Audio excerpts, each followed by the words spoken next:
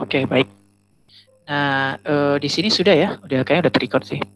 Kita mulai lagi, kembali ke dashboardnya, kembali ke halaman dashboardnya. Coba ini recordnya kita ulangin.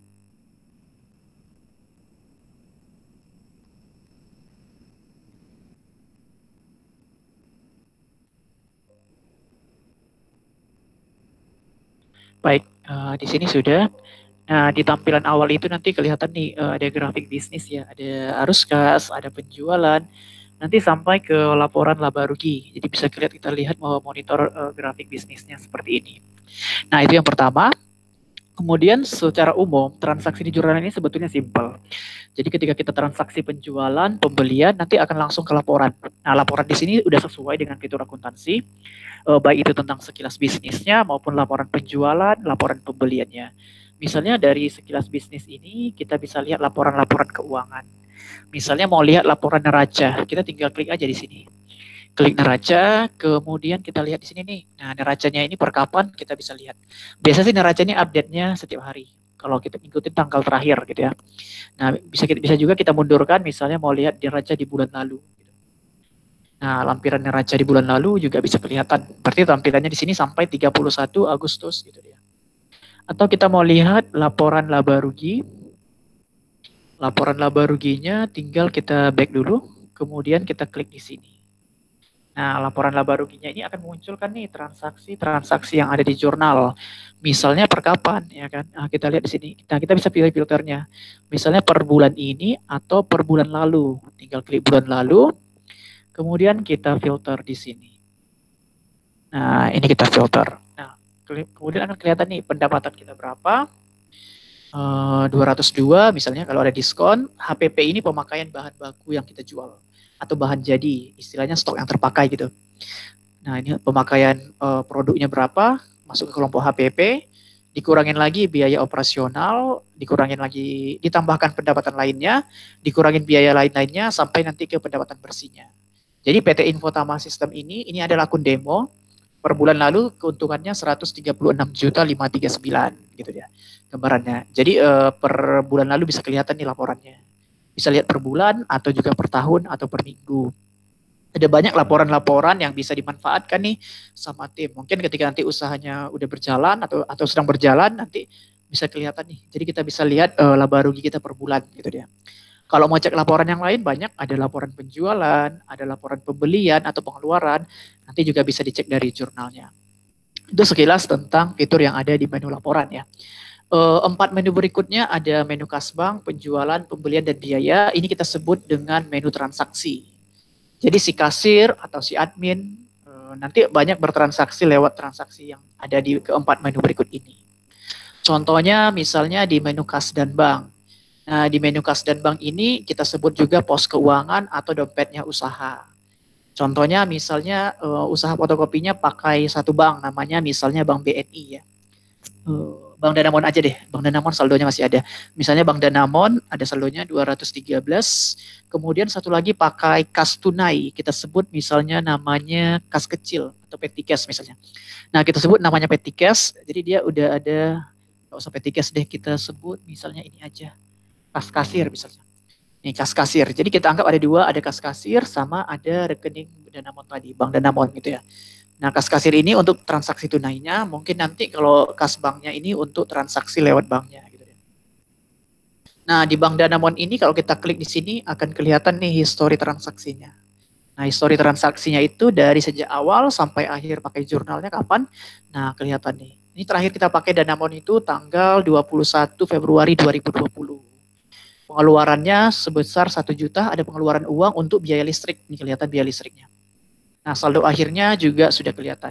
Di sini statusnya belum terrekonsiliasi, artinya transaksi di sini udah diinput di jurnal, udah diakumulasi, tapi belum kita cocokkan dengan rekening bank atau dengan transaksi di bank. Nah, untuk mencocokkannya kita ada dua cara, kita bisa klik di sini. Kita klik semua transaksinya, kemudian kita pilih action, kemudian kita pilih tandai telah direkonsiliasi. Artinya transaksi ini sudah kita setujui, sudah kita cocokkan dengan rekening koran atau juga dari buku tabungan atau dari internet banking. Itu cara pertama. Cara kedua bisa juga mengkoneksikan jurnal ini dengan banknya. Nah, misalnya tadi Bang Danamon tadi, kita punya internet banking, ada transaksinya, ada Excel-nya, nanti file Excel-nya itu kita masukin ke jurnal. Kita impor ke jurnal, setelah diimpor nanti akan muncul 2 kolom secara otomatis. Yang kiri transaksi di jurnal, yang kanan transaksi di bank. Nanti setiap transaksi itu ada tanggalnya, tinggal pilih cocokan. Nah, itu simple. Jadi kita bisa lebih cepat mencocokkannya ketimbang harus checklist seperti yang sebelumnya. Ada lagi cara terakhir yang paling simple atau paling cepat, yaitu dengan mengkoneksikan langsung jurnal dengan rekening banknya. Nah, ini dia. Hanya saja ini bisa dilakukan untuk bank-bank yang ada di bawah ini. Ada Mandiri, BCA, BNI, CIMB Niaga. Tambahannya tadi ada Bank Danamon. Bank Danamon juga udah bisa sih. Nah, kalau seperti ini proses rekonsiliasinya kita lebih cepat. Jadi ketika ada transaksi di bank atau transaksi keluar masuk uangnya, nanti langsung masuk ke sini, ke bank statement.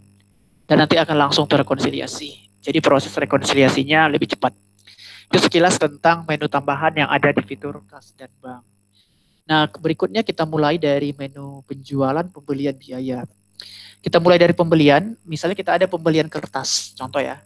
Kita ada pembelian kertas, misalnya. Nih, kita ada pembelian kertas itu dari supplier kertas, misalnya namanya PT Ais, gitu. Kita beli dari supplier kertas, kita beli kertas HVS. Nah, misalnya kita beli kertas HVS.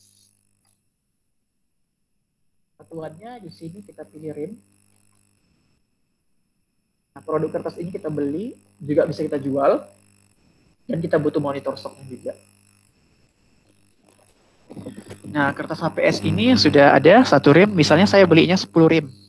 Jadi sebagian dipakai untuk usaha fotokopinya, sebagian lagi dijual, mungkin ada yang mau beli per RIM juga. Nah, kita beli 10 RIM, harga 1 RIM-nya misalkan 50.000, 40.000 misalnya. Nah, 1 RIM-nya 40.000. Kemudian ini udah dapat 40.000-nya, berarti kita harus bayar 400.000 ke suppliernya. Nah, kita klikkan pembayarannya, kemudian kita buatkan pembeliannya. Nah, transaksinya diproses, nanti setelah pembeliannya berhasil, maka nanti stok kertasnya akan bertambah. Nah, ini kita lihat statusnya sudah berhasil ya, udah berhasil diproses dan sudah lunas. Berarti kita cek di produk. Status produknya. Cek status produknya, misalkan di sini tadi ada HVS. HVS-nya, nah ini HVS-nya udah ada nih 10 RIM. Harga beli terakhirnya 40.000. Nah, kemudian ternyata ada yang beli. HVS tadi ada yang beli yang 2 RIM. Nah, pada saat mereka beli tinggal buat penjualan. Silahkan dipilih nama pelanggannya siapa. Kalau kita nggak mau ngasih nama, kita buat umum aja. Kemudian produknya HPS. Nah, dia beli HPS tadi, dia beli 3 RIM misalnya. Di 3 RIM, katakanlah 1 RIM tadi kita jual 60.000 misalnya. Nah, 60.000 berarti mereka harus bayar 180.000. Mereka juga langsung bayar 180.000. 180.000 tinggal kita buatkan penjualan. Nah, seperti ini. Ini kalau mau dicetak invoice-nya boleh. Kalau mau dicetak ataupun nggak mau dicetak juga tidak masalah ya. Misalnya mau kita cetak, nanti kita bisa lihat fakturnya seperti ini modelnya. Ini lihat faktur. Nah, di sini ada banyak template sih. Ada 12, 11. Ada 11, nanti bisa dipilih nih mana yang paling cocok, yang paling disukai. Misalnya saya pilih yang nomor 4, kemudian saya preview PDF-nya. Nah, kira-kira kalau kita print invoice seperti ini bentuknya. Ini kalau kita mau nge-print. Nah, invoice ini bisa dikirimin juga nanti by email atau by WA. Tinggal pilih di sini aja. Kalau misalkan mau di WA kan, tinggal pilih dapatkan link faktur. Sorry, ini saya cross salah. Dapatkan link faktur. Kemudian di copy. Kemudian baru kita share linknya. Nah, kalau kita share linknya, tampilannya seperti ini di handphone mereka. Tampilannya seperti ini. Lihat detailnya. Kalau mau dilihat detailnya baru kelihatan kembali invoice seperti yang tadi. Nah, itu gambarannya seperti ini. Kemudian penjualan sudah otomatis stok juga pasti berkurang. Karena kita udah jual 3 RIM, berarti HPS kita sudah jadi berkurang dari 10 tinggal 7. Nah, ini 7 RIM. Gitu dia. Nah, kalau jasa fotokopi gimana? Kalau misalkan fotokopi kan jasa. Nah, kalau kita ada jasa fotokopi, tinggal buat penjualan juga. Kita masukin produknya jasa. Jadi kategori pelanggannya mau dibuat boleh. Mau enggak juga enggak apa-apa, yang penting namanya ada kelihatan jasa fotokopi misalnya gini. Nah ini jasa FC ya sebut ya, saya singkat. Nah satuannya boleh lembar. Kita kan jual jasanya kan hitungan lembar ya fotokopinya. Lembar. Nah kemudian ini jasa kita nggak beli sih. Kita jual, kita nggak perlu juga monitor. Nah dia jasa. Nah misalnya jasa fotokopi 100 lembar. Satu lembarnya mungkin di sana harganya Rp500 misalnya. Kemudian karena dia banyak, kita kasih diskon deh 10%. Jadi dia bayarnya Rp45.000. Tinggal masukin di sini 45.000. Kalau kita ini kasnya ambil aja tadi kas kasir ya. Tadi namanya kas kasir. Kalau kas kasir dipilih kas kasirnya. Kemudian kita buatkan penjualannya. Jadi transaksinya udah kelihatan nih, ada pembelian, ada juga transaksi penjualan, gitu dia. Kemudian setelah itu transaksi yang ketiga ada transaksi biaya. Nah, atau transaksi yang terakhir itu ada biaya. Nah, di sini gunanya kita ada misalnya pengeluaran uang. Pengeluaran uang untuk operasional, misalnya bayar listrik usaha, bayar sewa tempat usaha, bayar gaji karyawan, mungkin jika ada karyawan fotokopinya, atau juga bayar internet. Banyak sih, intinya semua yang bersifat operasional. Nah, misalkan kita mau bayar sewa tempat fotokopi. Nah, kita ambil uangnya, misalnya kita transfer dari Danamon tadi. Nah, ini Bank Danamon. Ya, kayak ini. Nah, kita ambil dari Danamon tadi, kita bayar sewa. Nah, beban sewa gedung misalnya namanya. Nah, bayar sewanya misalnya 1 bulannya 500.000. Oke. 1.000. Kemudian kita bayarkan. Kita bayarkan, kita buat biaya baru. Nah, jadi sewanya udah berjalan nih sebesar Rp500.000. Udah ada penjualan, udah ada pembelian, udah ada biaya. Nah, semua transaksi ini bisa kita monitor dari laporan. Tinggal klik di laporannya. Contohnya kita mau lihat laba rugi per hari ini, contohnya. Nah, kita bisa lihat di sini, per hari ini kita udah ada pendapatan jasa 3.730.000. Kok besar ya? Tadi kan transaksi kita sebenarnya kan sedikit. Kita bisa lihat nih, apa aja sih yang masuk poin-poinnya. Nah, kelihatan nih, tadi ada penjualan kertas HPS 180.000, ada penjualan jasa 50.000, dan ada penjualan pupuk. Nah, untuk pupuk ini dianggap tidak ada karena saya tadi ada transaksi meeting dengan klien yang berbeda, jadi makanya dia masuk gitu. Harusnya kan cuma 2 ini aja gitu. Nah, udah masuk semua transaksi penjualannya. Transaksi pengeluarannya kita lihat dulu. Nah, harga pokok penjualan kita coba cek. Nah, harga pokok penjualan udah ada nih, harga pokok kertas. Kalau harga pokok pupuk mungkin nggak masuk ya, tadi di demo di tempat lain. Kemudian biaya. Biaya itu ada sewa gedung 500.000. Nah, kalau listrik sama gaji kita tadi nggak ada pakai, dipakai dengan klien yang berbeda. Nah, jadi intinya semua transaksi penjualan, pembelian, biaya itu udah bisa dimonitor dari kas dan bank. Juga kalau mau ada monitor stok juga bisa dimonitor juga. Nah, baik, sampai di sini mungkin ada yang mau ditanyakan, silakan dari menu transaksi. Saya mau tanya, Kak. Oke. Ini kan kami mau sosialisasi softwarenya ke UMKM yang udah berdiri gitu ya, Kak? Iya, betul. Ini nggak ada feature buat input saldo awal gitu ya? Ada. Pasti ada. Kemarin udah buat akun trialnya ya, kalau nggak salah ya? Iya, udah. Oh, baik. Kalau boleh tahu kemarin trialnya pakai akun apa? Biar saya cek di sini. Maksudnya nama akunnya gitu? Udah berapa hari buat trial? Barusan ya? Coba. Dari kemarin. Iya, akun yang dipakai itu yang ini loh, Kak. Yang fotokopi MCH. Coba ya, saya yang cek. bakal benar-benar dipakai. Emailnya apa yang terdaftar? Yang Al-Aina.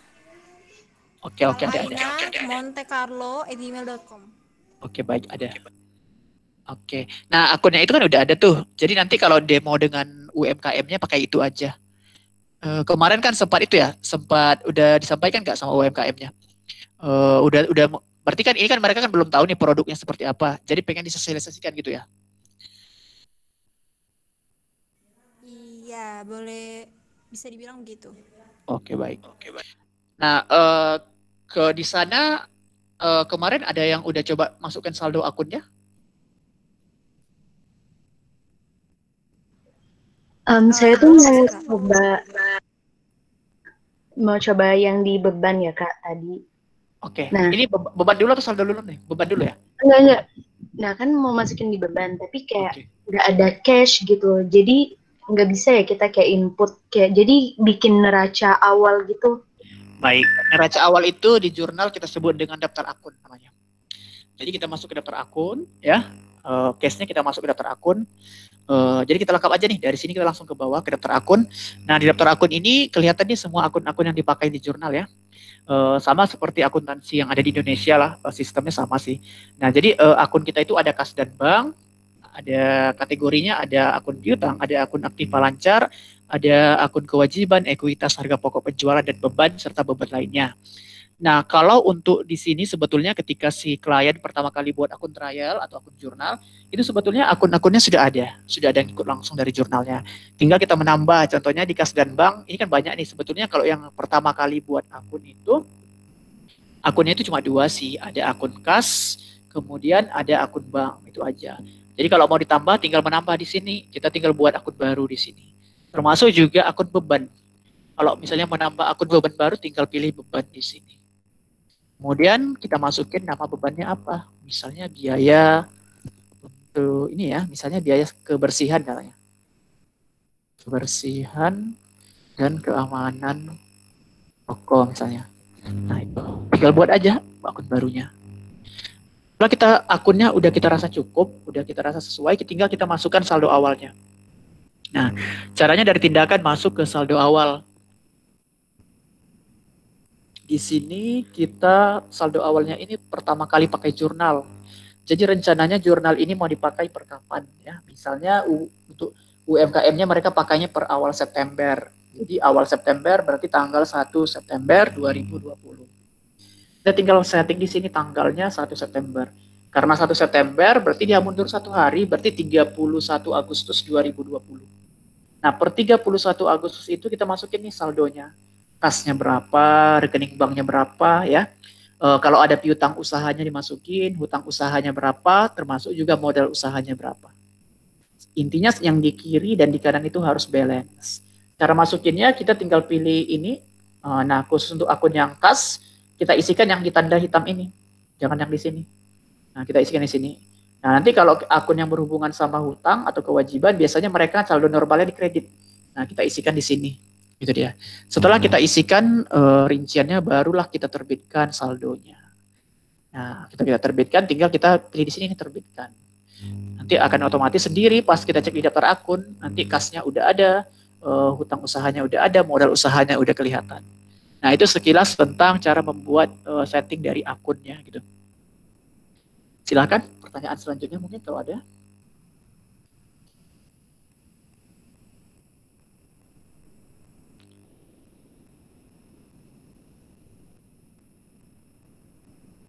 Bagaimana? Ada lagi yang mau ditanyain?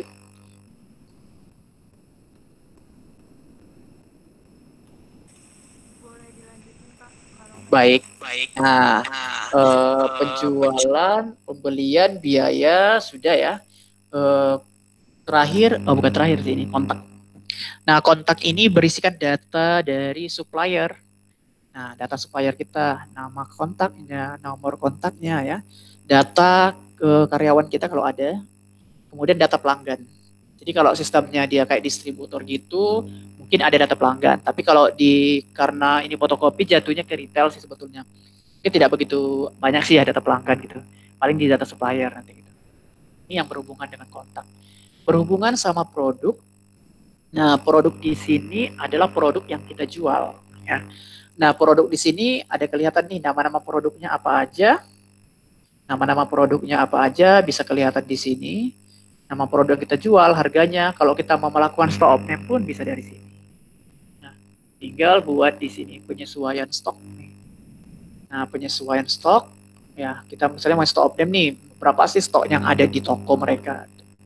Kalau mereka tidak pakai store of name, tidak masalah, bisa juga. Yang penting kalau udah pakai stok, dia perhitungannya lebih akurat lagi.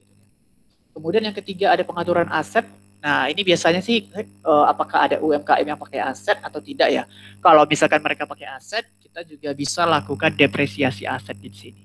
Contohnya seperti ini nih, si UKM itu beli laptop. Misalnya dia beli laptop satu. Kita coba cek di sini. Misalnya laptopnya itu kemarin laptop Acer. Kita coba cek ya.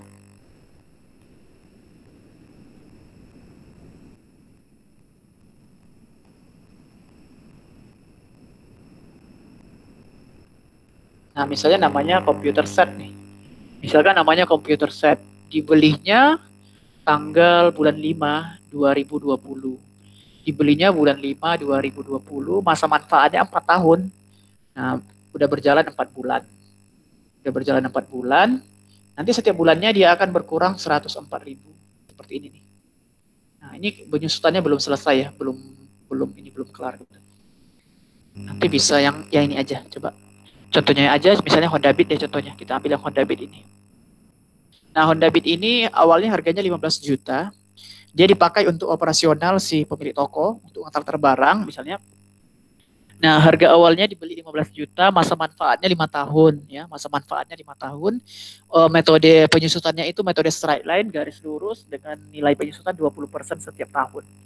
Jadi setiap tahun itu berkurang 20%. Nah, 20% ini akan dibagi 1 bulan. Jadi 1 bulan itu akan berkurang 250.000. Ini jadinya. Jadi penyusutannya itu akan kelihatan di laba rugi juga, di neraca juga akan kelihatan. Artinya adalah setiap pembelian aset itu akan mempengaruhi keuntungan perusahaan. Dan kita bisa melihat nilai penyusutannya sampai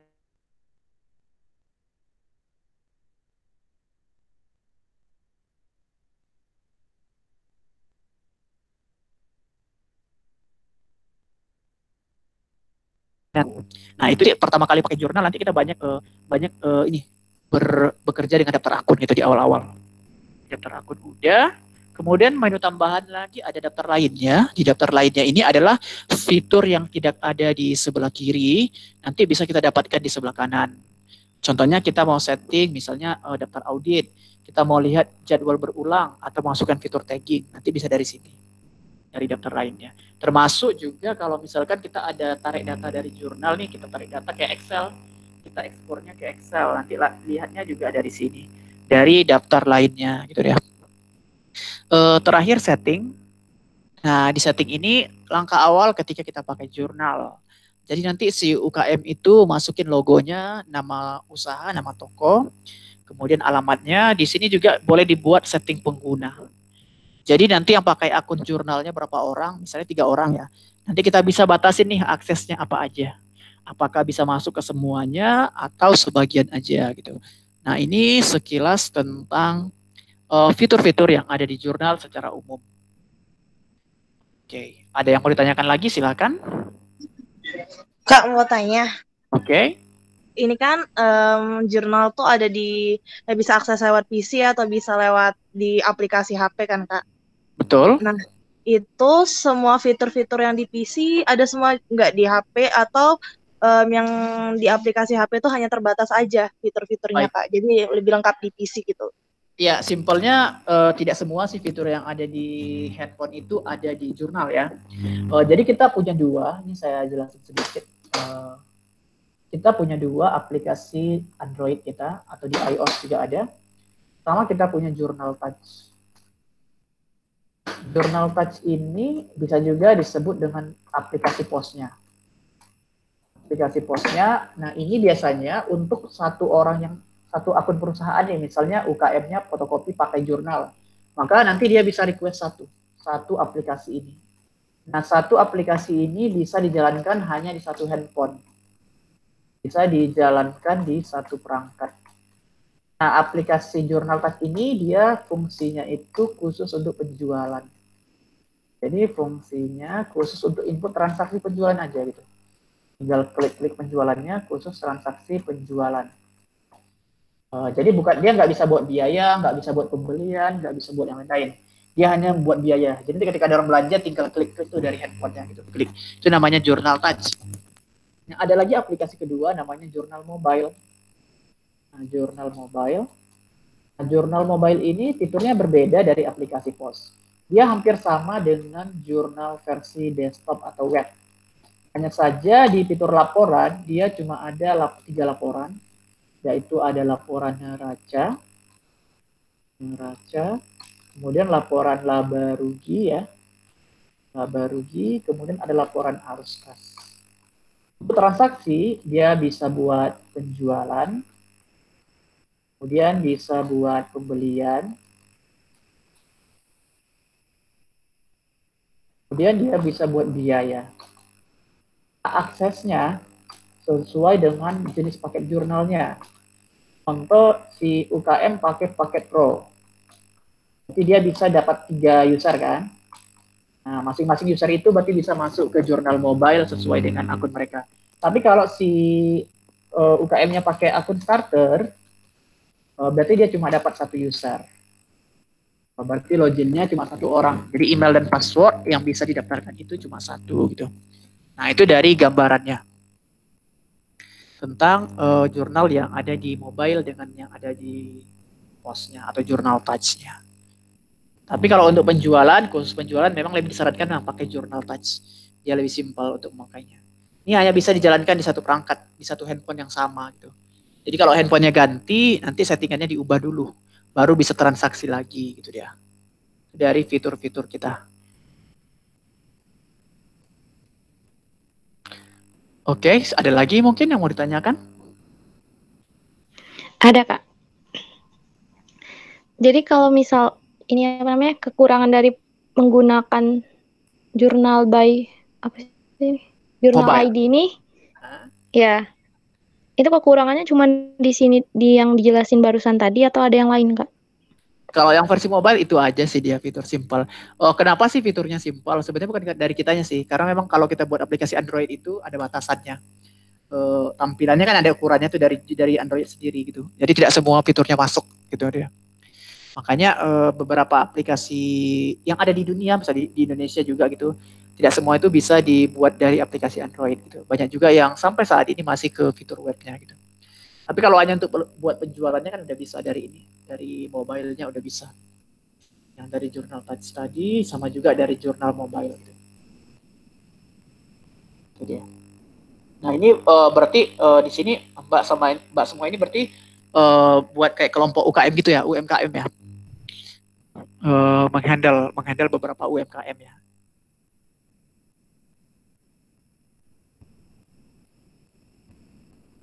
Oke, baik. Silakan, ada mungkin yang mau ditanggapi lagi atau ada yang mau ditanyakan?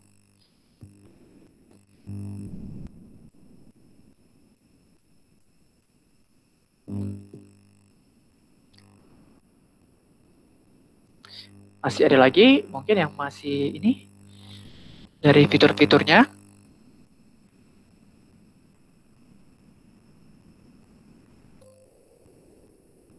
Oke, baik.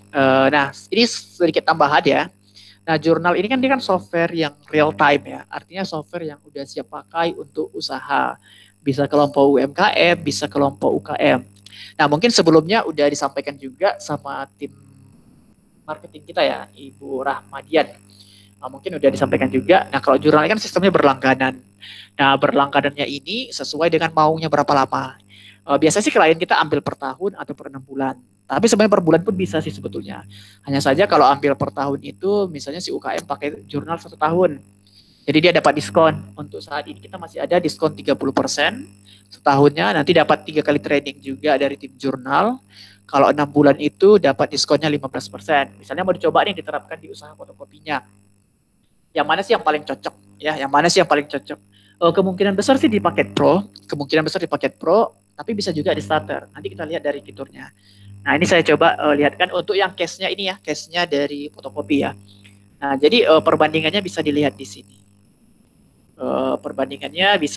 sini. Nah, kita ada starter, Pro sama Enterprise. Kita coba fokus ke yang 2 ini aja dulu. Yang 2 laginya mungkin kita skip aja ya. Nah, perbandingannya dua-duanya ini sudah bisa memonitor biaya pengeluaran nih. Jadi uang keluar masuk itu udah dimonitor. Histori transaksi pelanggan, transaksi ke supplier, pencatatan penjualan, ya, invoice semuanya sudah bisa. Monitor saldo kas dan bank sudah bisa dari sini. Daftar akun fleksibel atau buku besar sudah bisa dari sini. Laporan bisnis keuangan, aksesibilitas keamanan terjamin. Nah, yang tidak ada starter itu, pertama, starter itu tidak bisa mengurangi aset tetap secara otomatis, ya. Kedua, starter itu tidak bisa membuat laporan stok yang real time karena dia tidak ada menu stok. Maka dia tidak bisa membuat stok omnium juga. Jadi kalau misalkan ada jual barang-barang yang pengen di stok sih, dianjurkan pakai paket Pro. Tapi kalau kita tidak terlalu butuh paket stoknya, yang penting ketika ada uang keluar langsung masuk ke beban usaha, itu boleh pakai starter gitu dia. Kemudian di sini juga dia support juga laporan per divisi. Jadi kalau misalkan fotokopinya ada 2 cabang dengan pemilik yang sama, ya, kita bisa buat dengan fitur tagging seperti ini gitu. Jadi laba rugi per outlet itu bisa kita monitor dari aplikasi jurnalnya gitu. Tambahan lagi terakhir, paket Pro itu usernya dapat 3 orang, bisa 3 orang, 3 orang login. Kalau paket starter itu usernya cuma 1 orang. Nah, seperti itu kira-kira gambarannya. Silakan, ada yang mau ditanyakan lagi?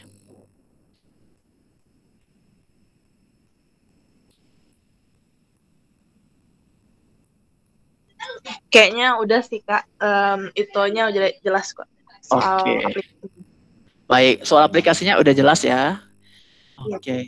Kalau boleh tahu untuk usaha fotokopinya berarti yang buat laporannya siapa? Mungkin langsung mbak-mbak semua ya, atau gimana? Atau langsung si owner fotokopinya? Atau langsung jadi punya perusahaan bersama gitu?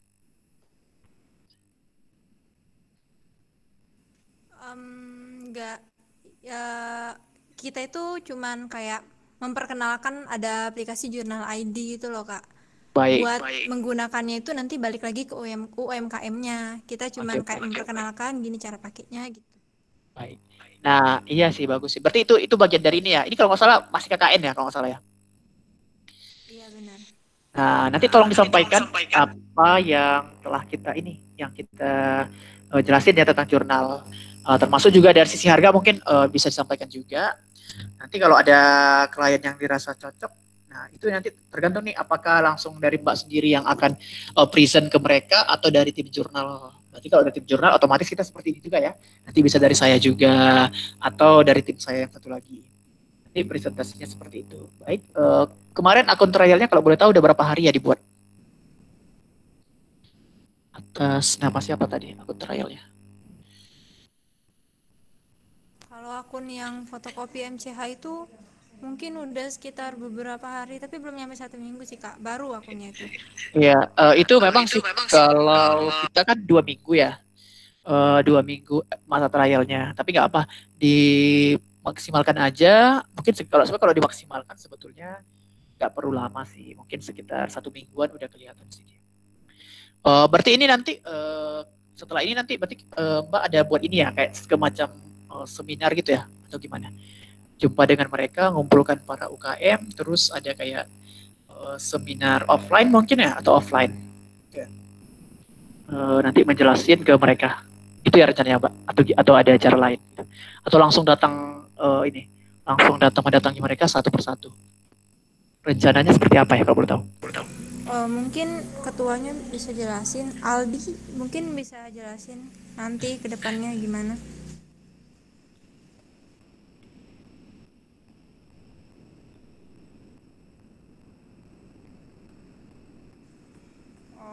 Nggak dengar ya mungkin kayaknya. Oke baik, mungkin lagi ada kegiatan di luar. Oke baik, baik ini aja mungkin ya, karena mungkin tidak ada yang mau ditanyain lagi. Nanti boleh sih setelah diskusi atau ada planning jangka panjang seperti apa, boleh disampaikan ke saya juga ya, atau gimana hasilnya. Jadi gini Mas, Oke. untuk ini, jadi rencana kami itu kayak buat buku panduannya. Nah, dari buku panduan penggunaan aplikasi ini sendiri nanti kami bakal kasihin ke UMKM-nya dan bakal kami jelasin juga cara penggunaannya gitu. Baik, berarti selain jurnal ada lihat-lihat software lain juga ya berarti ya? Yang sempat ini. Ada nggak kayak mungkin Vinata atau software lain? Belum ada ya? Baru jurnal ya? Yang sempat Iya, kami mah kayak jurnal. Emang cuma jurnal sih Kak. Baik. Nah, ini tambahan ya. Udah kami diskusi sama dosen juga. Oke, baik. Nah, ada tambahan kan kemarin rencananya kan mau buat buku panduan ya. Ini boleh sih saya sharing sedikit. Di sini ada sebetulnya manual book namanya. Kita ada nama guidebook jurnal. Ini bahasanya saya cek dulu. Kalau bahasa, ya dia bahasa Indonesia sih. Ada versi Indonesianya. Semua yang saya jelasin sebetulnya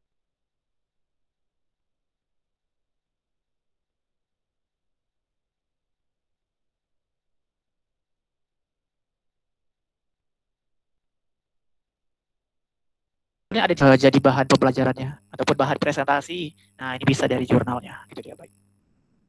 Oke, baik, itu aja. Ada silakan, ada mau ditanyakan lagi mungkin atau ada yang mau ini disampaikan sebelum ini?